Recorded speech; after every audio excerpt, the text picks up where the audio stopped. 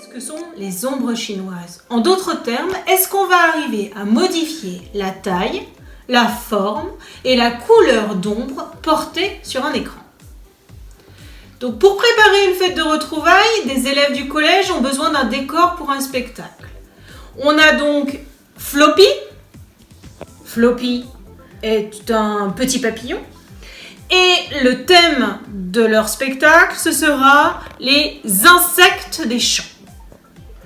Ils ont donc envie de pouvoir modifier la taille, la forme et la couleur des ombres. Le matériel dont on dispose, c'est Floppy le papillon, un insecte parfaitement opaque. Nous avons un projecteur de lumière. Nous avons aussi des filtres de lumière. Un rouge, un vert, un bleu.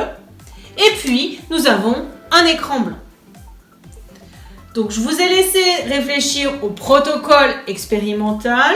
Eh bien, on va essayer de trouver des solutions pour modifier la taille, la forme et la couleur. On va donc éteindre et essayer d'observer la situation. On commence. Donc, vous avez vu la magnifique ombre de Floppy sur mon écran. Je vous rappelle, on est dans la même situation que précédemment. Floppy étant un objet opaque, il arrête les rayons de lumière. Pour modifier la taille, certains m'ont proposé de modifier la distance entre Floppy et la source de lumière. Donc plus la distance entre Floppy et la source est faible, plus l'ombre portée par l'écran est grande. Quand je le recule, vous voyez que Floppy fait beaucoup moins peur. Il est tout petit, l'ombre de Floppy. Maintenant, si on essaye de modifier la couleur de l'ombre. Parmi vous, certains m'ont proposé d'intercaler des filtres de couleur. Donc j'insère le filtre rouge entre la lumière blanche et Floppy, et donc je vais éclairer Floppy d'une lumière rouge. Malheureusement, l'ombre de Floppy est toujours noire. Logique, on a dit tout à l'heure que l'ombre d'un objet, c'est en fait une absence de lumière. Tous les rayons de lumière issus de la source sont arrêtés par Floppy, qui est un objet opaque. On peut quand même vérifier cette expérience. On va changer la couleur du filtre. Nouvelle couleur. On éclaire Floppy en vert. Que va-t-il se passer à votre avis? L'ombre de Floppy est toujours noire. Il est donc impossible d'obtenir une ombre colorée, puisque par définition, l'ombre est une absence de lumière.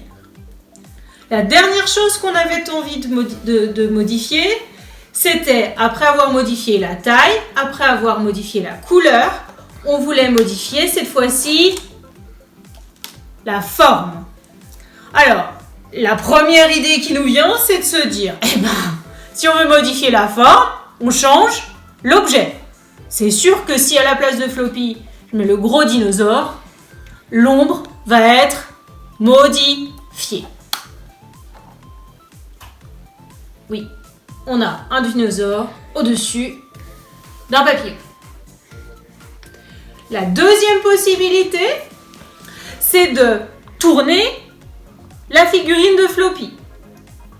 J'incline la figurine et je m'aperçois que l'ombre, la forme de l'ombre, est modifiée. On peut donc en conclure que pour modifier la forme de l'ombre, on peut modifier l'objet ou alors modifier ses faces éclairées. En conclusion, la taille de l'ombre dépend de la distance entre la source et l'objet. La forme de l'ombre dépend de la partie de l'objet qui est éclairée par la source de lumière. Et par contre, la couleur du nombre n'est pas modifiée.